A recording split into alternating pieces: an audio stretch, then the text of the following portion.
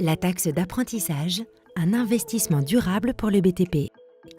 La taxe d'apprentissage permet de financer l'apprentissage ainsi que les formations initiales technologiques et professionnelles.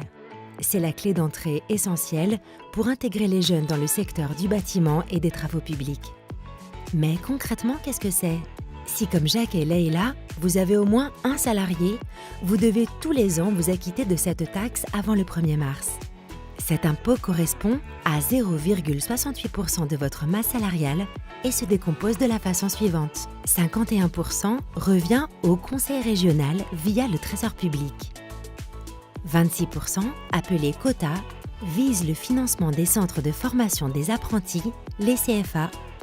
Le reste, 23%, appelé hors quota, peut revenir aux établissements d'enseignement technologique et professionnel de votre choix. Si vous êtes en Alsace-Moselle, la taxe d'apprentissage correspond à 0,44% de votre masse salariale, laquelle se décompose en 51% pour le conseil régional, 49% pour les centres de formation des apprentis, les CFA. À propos du quota, si, comme Jacques, vous avez un apprenti, cette fraction de la taxe d'apprentissage sera reversée à son CFA. Si, comme Leïla, vous n'avez pas d'apprenti, vous pouvez flécher ces fonds vers le CFA de votre choix.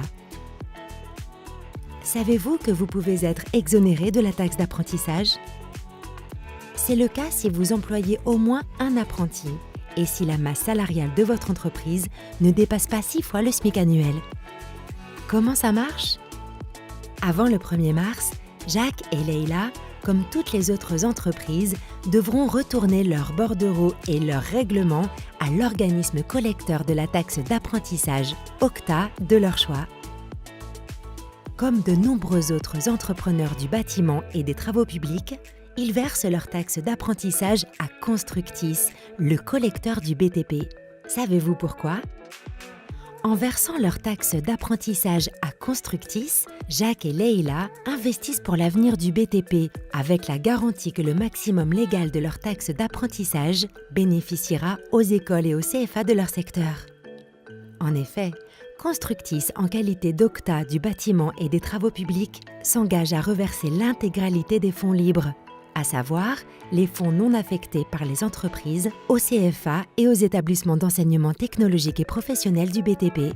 En 2018, Constructis a ainsi soutenu 6200 écoles et CFA en leur versant 47 millions d'euros. Autant de fonds qui permettent de renforcer la qualité de la formation, de développer l'innovation, de moderniser les plateformes de formation et de rendre opérationnels leurs salariés de demain. En 2019, faites comme Jacques et Leïla, soutenez le BTP, choisissez Constructis pour votre taxe d'apprentissage.